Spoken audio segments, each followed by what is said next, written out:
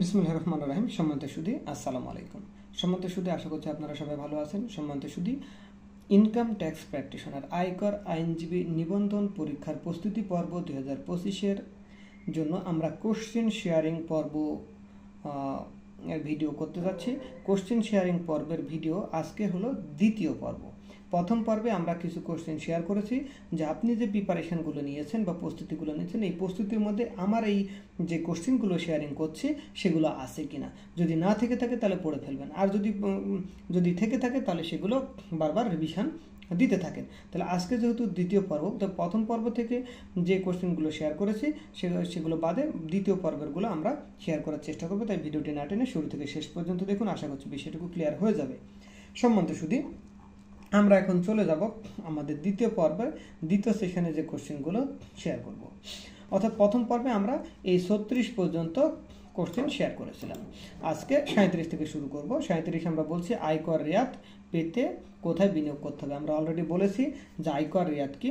আয়কর রেয়াত পেতে হলে কোথায় কোথায় বা কোন কোন সেক্টরে বিনিয়োগ করতে হবে এবং আয়কর রেয়াত নির্ণয়ের ফর্মুলাটা কি, যেটা আমরা এখানে বলছি যে কিভাবে আয়কর বিনিয়োগজনিত কর রেয়াত ইনভেস্টমেন্ট ট্যাক্স রিবেট হিসাবায়ন করতে হয়, সেটা ওর সাথে সম্পর্কিত। ওকে, আচ্ছা। এরপর আমি বলছি যে কিভাবে ট্যাক্স প্ল্যানিং করবেন। ধরেন আপনি একজন ইনকাম ট্যাক্স প্র্যাকটিশনার হয়ে গেলেন, পরীক্ষায় উত্তীর্ণ হলেন। তো এখন প্রশ্ন থাকতে পারে কিভাবে ট্যাক্স প্ল্যানিং করবেন। আপনি একটা প্রতিষ্ঠানে যখন income tax practitioner, income tax advisor বা কনসালটেন্ট হবেন, তো ওই প্রতিষ্ঠানকে যদি আপনি সেভ করাতে না পারেন আইনের কমপ্লায়েন্সগুলো দিয়ে, তাহলে আপনাকে কনসালটেন্ট হিসেবে কেন মূল্য দিবে। তার মানে আপনার একটা ট্যাক্সের প্ল্যানিং থাকবে যে আপনি একটা প্রতিষ্ঠানকে আইনের মধ্য থেকে, অর্থাৎ ইনকাম ট্যাক্সের যে অ্যাক্ট, সেই অ্যাক্ট পড়ে বা ওই ইনকাম ট্যাক্সের যে ধারাগুলো আছে তার মধ্যে ট্যাক্সের প্ল্যানিং আছে যে কোন কোন খাতে বিনিয়োগ করলে ট্যাক্সের রেয়াত পাওয়া যায়, কোন কোন সেক্টরে বিনিয়োগ করলে রেয়াত পাওয়া যাবে না, এবং এইটাকে বিকল্প হেডে খাওয়ানো যায় কিনা, বা কিভাবে প্ল্যানিং করলে আপনার ট্যাক্সটা মিনিমাম হবে, প্রতিষ্ঠান এবং কমপ্লাইড হবে, সবগুলোই থাকবে। তার মানে ট্যাক্স প্ল্যানিং মানে এই না যে ট্যাক্স কম দেওয়া। ট্যাক্স প্ল্যানিং মানে হলো যে আপনি কর্পোরেট কালচারে একটা প্রতিষ্ঠানের ইনকাম ট্যাক্স অ্যাক্টের মধ্যে থেকে সমস্ত আইনের বিধানগুলো কমপ্লায়েন্সগুলো করে, অর্থাৎ মিনিমাম ট্যাক্স হতে পারে, ম্যাক্সিমাম রেভিনিউ হতে পারে, বাট কমপ্লায়েন্স করতে হবে ইনকাম ট্যাক্স অ্যাক্টের যে ধারাগুলো আছে, যে কাজগুলো আছে, সেগুলো কমপ্লায়েন্স করার পরে। তার মানে কীভাবে ট্যাক্সের প্ল্যানিং করবেন, এই বিষয়গুলো আপনি একটু দেখে নেবেন। অনেকে প্রশ্ন করেন কন্টেন্ট ক্রিয়েটার বা ফেসবুক ইউটিউব থেকে আয়কর মুক্ত কিনা। অনেকেই কোশ্চেনগুলো করছেন। আসলে মনে করেন যে বিদেশ থেকে টাকা আসলে এটা ফরেন রেমিটেন্স, এটা আসলে করমুক্ত। আসলে ফেসবুক এবং ইউটিউব থেকে যে ইনকামটা হয় সেটা হলো রেভিনিউ শেয়ারিংয়ের মাধ্যমে।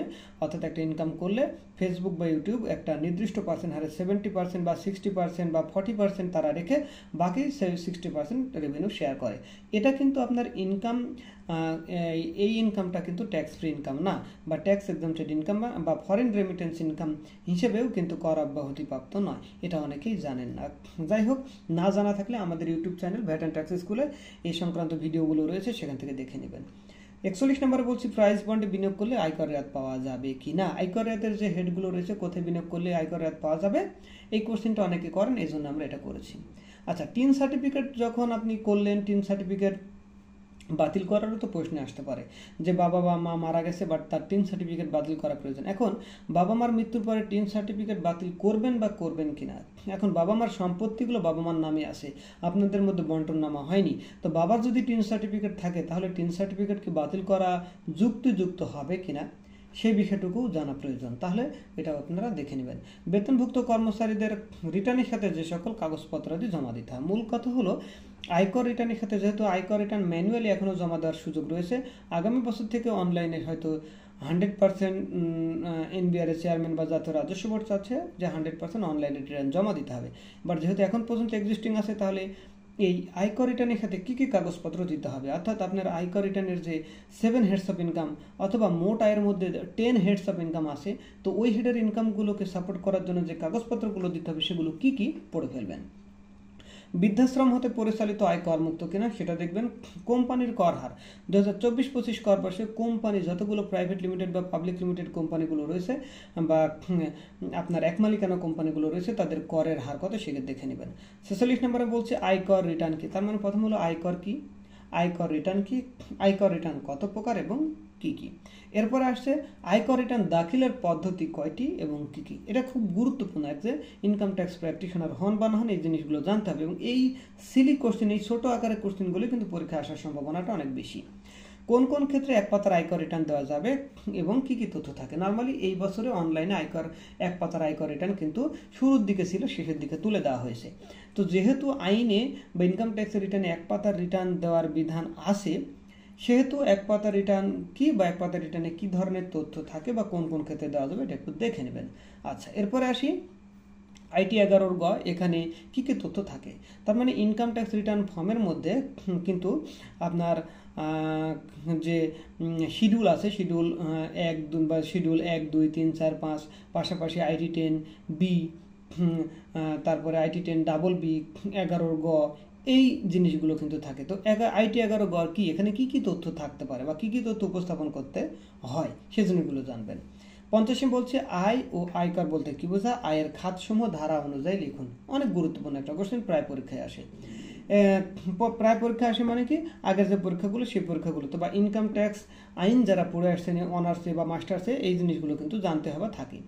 এখানে হচ্ছে মোট আয় কি, কিভাবে মোট আয় নিরূপণ করবেন। ইনকাম ট্যাক্স রিটার্ন ফর্মে যে মোট আয় নির্ধারিত হয় 10 হেডস অফ ইনকাম, সেই 10 হেডস অফ ইনকাম আপনার ওখানে হেডগুলোর নাম লিখতে হবে এবং যোগ করতে হবে কিনা সবগুলো, কোনটার ক্ষেত্রে কিভাবে। ব্যক্তি বা ব্যক্তি সংঘ হতে প্রাপ্ত আয় কি মোট আয়ের মধ্যে অন্তর্ভুক্ত হবে। যেখানে আমি বলছি অ্যাসোসিয়েশন অফ পারসনস থেকে যে আয় সেটা কি মোট আয়ের মধ্যে অন্তর্ভুক্ত হবে কিনা, সেটা আয়কর নির্দেশিকা বা পরিপত্র আছে, দেখে নেবেন। 53 আমি বলছি স্বামী স্ত্রী বা অপ্রাপ্তবয়স্ক সন্তানের আয় কি করদাতার মোট আয়ের মধ্যে অন্তর্ভুক্ত হবে কিনা। বাবা বা মায়ের 3 সার্টিফিকেট আছে, অথবা স্বামীর আছে ওয়াইফের নেই, ওয়াইফের আছে স্বামীর নেই, তাহলে তাদের ইনকামটা মোট আয়ের রিটার্নে করদাতার মোট আয়ের মধ্যে অন্তর্ভুক্ত করা যাবে কিনা। 24-25 কর বয়সে একজন ব্যক্তি করদাতার আয়ের উপরে করের হার সমূহ কি।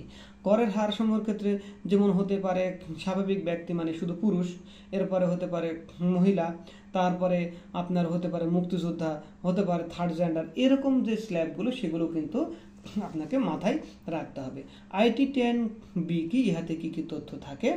আইটি 10 বি এবং IT 10 double B. IT 10 B হলো সব পরিসম্পদ দায়ের বিবরণী, আর আইটি 10 বিবি যেটা আইটি 10 এখানে আপনাকে মাথায় রাখতে হবে। আইটি 10 বি এখানে একটু করা হয়েছে। আইটি 10 বি মানে হলো পরিসম্পদ ও দায়ের বিবরণী, আর আইটি 10 ডাবল বি মানে হলো কি, পারিবারিক যে খরচ সেটা। তাহলে কি আইটি 10 বি পরিসম্পদ দায়ের বিবরণী, আইটি 10 এটা হলো আপনার কি হবে, ডাবল বি, পারিবারিক খরচ বা লাইফ স্টাইল এক্সপেন্স। আচ্ছা, 57 বলছি কাদের জন্য পরিসম্পদ দায়ের বিবরণী দাখিল করতে হবে, অর্থাৎ আইটি 10 বি বাধ্যতামূলক, সেটা আমরা অলরেডি আলোচনা করেছি বা বলেছি, এই জিনিসগুলো দেখে নেবেন। 58 বলছি আয়কর রিটার্নের সাথে কি কি দলিলাদি বা কাগজপত্র জমা দিতে হয় সেটা একটু দেখবেন। সরকারি চাকরিজীবীর কোন কোন আয়সমূহ করমুক্ত থাকবে, আমরা বলেছি বেসিক বোনাস ইনসেন্টিভ বাদে বাকি সবগুলো করমুক্ত থাকবে। সেটা বলছি কোন কোন ক্ষেত্রে কৃষি খাতের আয় 2 লক্ষ টাকা পর্যন্ত করমুক্ত থাকবে। কিছু ক্ষেত্র রয়েছে যে কৃষি খাতের আয় 2 লক্ষ টাকা পর্যন্ত করমুক্ত থাকবে, সেখানে 3 থেকে 4টা শর্ত রয়েছে, সেগুলো দেখে নেবেন। এরপর আমরা বলছি কোন কোন সম্পদ মূলধনী পরিসম্পদের মধ্যে অন্তর্ভুক্ত নয়। কিছু সম্পদ আছে মূলধনী পরিসম্পদের মধ্যে অন্তর্ভুক্ত হয় না, অর্থাৎ ক্যাপিটাল অ্যাসেটের মধ্যে অন্তর্ভুক্ত হয় না। তো যেমন আপনার ব্যক্তিগত কিছু গাড়ি থাকে, সেই গাড়িগুলো বিক্রি করলে ক্যাপিটাল গেইন হয় কিনা বা ক্যাপিটাল গেইনটা কি সেটাও আপনাকে এখানে জানতে হবে। 62 বলছি মোট আয় এবং কর নির্ধারণের পদ্ধতি। মোট আয় কিভাবে ক্যালকুলেশন করবেন, ওই যে মোট আয় মানে 10 হেডস অফ ইনকাম, আর কর নির্ধারণের কিছু পদ্ধতি আছে, সেটা আয়কর নির্দেশিকাতে বলা আছে, সেটা দেখে নিন। ন্যূনতম কর বলতে কি বোঝায়, মানে যে করটা যা কেটে নিছে সেটা হলো মিনিমাম, এর চেয়ে বেশি হলে বেশিটা দিবেন, কম হলে ওইটাই হবে মিনিমাম। তো এরকম কয়েকটা উদাহরণ আছে, সেই উদাহরণগুলো দেখে নেবেন। এরপর আমি বলছি চূড়ান্ত কর দেয় ফাইনাল সেটেলমেন্ট। ফাইনাল সেটেলমেন্ট মানে হলো উৎসে যা কাটছে সেটাই ফাইনাল, ওর চেয়ে বেশি হলেও আপনাকে দিতে হবে না, অর্থাৎ ওইটা যা কাটছে ওটাই মোট ট্যাক্স, ওটাই নিট ট্যাক্স, ওটাই ট্যাক্স লাইবিলিটি, যদি অন্য কোনো হেডস অফ ইনকাম না থাকে। তাহলে কয়েকটা উদাহরণ ওইখানে দিয়ে দিবেন। কর দিবসের মধ্যে আয়কর রিটার্ন জমা দিলে সকল ধরনের কর অব্যাহতির সুবিধা পাবেন, কোনো রকম জরিমানা হবে না। তো কর দিবসের পরে যদি আয়কর রিটার্ন জমা দেন তাহলে কি হবে, আপনার আয়করের হিসাবায়ন কি হবে, আয়কর রিয়াতের হিসাবায়ন কি হবে, জরিমানা কিভাবে হিসাবায়ন করবেন, সেই জিনিসগুলো আপনাকে জানতে হবে। এরপরে পাশাপাশি আমরা লিখছি যে আয়কর হিসাবায়ন শিখুন, তার মানে আপনাকে শিখতে হবে মোট আয় বা আয়ের হিসাবায়ন, আপনাকে আয়কর কিভাবে ক্যালকুলেশন করতে স্ল্যাব রেটে, রিয়াতের ক্যালকুলেশনটা জানতে হবে। এই রিয়াতের পাশাপাশি যদি সারচার্জ থাকে, সেটা গাড়ির ক্ষেত্রে হতে পারে অথবা সম্পদের উপর সারচার্জ হতে পারে, অতিরিক্ত কর অর্থাৎ যে আমার 174-এর যে ট্যাক্সটা আছে সেটাকে অতিরিক্ত কর বলছি, এবং নিট প্রদেয় কর কত হবে। তো এটা শেখার জন্য আপনাকে যেটা করতে হবে, সবগুলো ক্ষেত্রে চাকরি হতে আয়ের ক্ষেত্রে আপনাকে আয়কর, রেয়াত, সারচার্জ, অতিরিক্ত কর, মানে অতিরিক্ত কর তো কর দিবসের পরে যদি হয় তাহলে চাকরি খাতে আয়ের ক্ষেত্রে কর দিবসের মধ্যে হলে কি হবে, পরে হলে কি হবে, এটা জানতে হবে। অনুরূপভাবে ভাড়া হতে আয়ের ক্ষেত্রে কর দিবসের মধ্যে এবং পরে, তো সবগুলোর ক্ষেত্রে যে মোট আয়, নিট আয়, ট্যাক্স লাইবিলিটি বা ট্যাক্স রেয়াত, এই সবগুলোই হিসাবায়ন করতে হবে। ব্যবসা হতে আয়, কৃষি হতে আয়, আর্থিক পরিসম্পদ হতে আয়, এবং কোন আয়গুলো আর্থিক পরিসম্পদের মধ্যে অন্তর্ভুক্ত হয়। মূলধনী আয়, ক্যাপিটাল গেইন, কোন কোন সম্পত্তি বিক্রি করলে ক্যাপিটাল গেইন হবে, এটা আপনাকে জানতে হবে। সরকারি চাকরিজীবীর, এরপরে দেখেন সরকারি চাকরিজীবীর আপনাকে আয় নির্ণয় করবেন, কর রেয়াত, মানে প্রথম হলো আয়, তারপর হলো কর, তারপর রেয়াত এবং নিট কর পরিগণনা জানতে হবে। মানে আপনাকে ম্যাথমেটিক্যালি ক্যালকুলেশনটা জানতে হবে, যে কোনো সময় দিয়ে দিবে। বেসরকারি চাকরিজীবীর আয়, কর, রেয়াত ও নিট ট্যাক্স লাইবিলিটি পরিগণনা। একজন শিক্ষকের আয়, আয়কর বা কর, রেয়াত এবং নিট কর পরিগণনা। একজন শিল্পীর আয় কিভাবে ক্যালকুলেশন করবেন, কর কিভাবে ক্যালকুলেশন করবেন, কর রেয়াত কিভাবে ক্যালকুলেশন করবেন, নিট ট্যাক্স লাইবিলিটি কিভাবে ক্যালকুলেশন করবেন। একজন ডাক্তারের ক্ষেত্রে হলে কি হবে, একজন সাধারণ ব্যবসায়ের ক্ষেত্রে হলে কি হবে, যেটা ডেলি বেসিসে কিনেন, ক্ষুদ্র বা মুদিখানা যে বিজনেসগুলো হয়ে থাকে সেগুলোর ক্ষেত্রে। আর কমার্শিয়াল ইম্পোর্টার বা আমদানি ব্যবসা যদি হয়ে থাকে সেক্ষেত্রে কি হবে। এবং আরেকটা জিনিস ফাইনালি জানবেন, সেটা হলো যে লিমিটেড কোম্পানির ক্ষেত্রে ট্যাক্স লাইবিলিটি ক্যালকুলেশন। এই যে মোটামুটি এই যে এখান থেকে যেটা শুরু করেছি আমরা, এই হেডগুলো আপনাকে জানতে হবে বাধ্যতামূলকভাবে, কারণ এখান থেকে পরীক্ষায় থাকবে 100%, পরীক্ষায় থাকবে, এটা লিখে নেন, 100% আপনি পরীক্ষায় থাকবে। এই মোটামুটি আমরা 2টি ভিডিওতে কোশ্চেন শেয়ারিং করলাম, অর্থাৎ সাজেশনটা শেয়ার করলাম। হ্যাঁ, তবে 100% হয় নাই। এরপরে আমরা যেটা শেয়ার করব সেখানে আপনার শর্ট কোশ্চেন ধরেন হতে পারে এমসিকিউ টাইপের, এক কথায় প্রকাশ হতে পারে, এগুলো শেয়ার করেছি। হয়তো 3 মার্কের হতে পারে, 5 মার্কের হতে পারে, 10 মার্কের হতে পারে।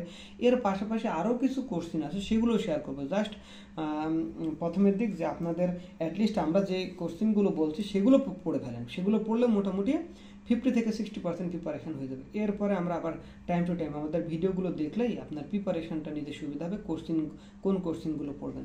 এরপরে আমরা মডেল টেস্টের কোশ্চেনগুলো শেয়ার করব, যেখানে আপনার দান কর থাকবে, ইনকাম ট্যাক্স থাকবে, টিডিএস থাকবে, আপনার অ্যাকাউন্টিং থাকবে, কম্পিউটার থাকবে বা বাংলা থাকবে, ইংরেজি থাকবে, ওই বিষয়গুলোও থাকবে। সেরকম আমরা 4 থেকে 5টা বা 6টা মডেল টেস্ট আপনাদের সাথে শেয়ার করব, একটা ভিডিওতেই শর্টলি শেয়ার করার চেষ্টা করব।